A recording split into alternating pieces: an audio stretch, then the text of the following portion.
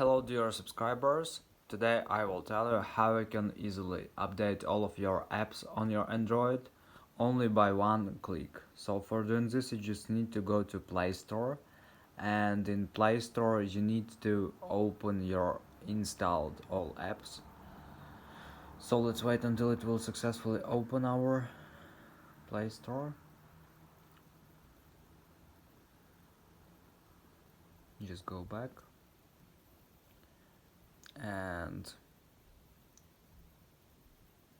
here you just scroll. Just click here and you will find here option My Apps and Games.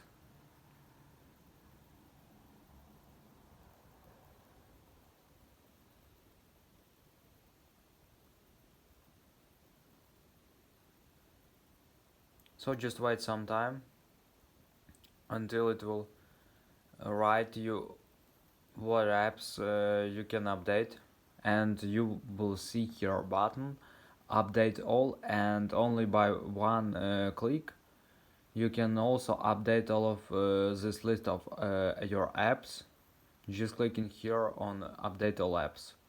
So this is how it works. So thanks for watching, have a nice day, subscribe to my channel, click like, and goodbye.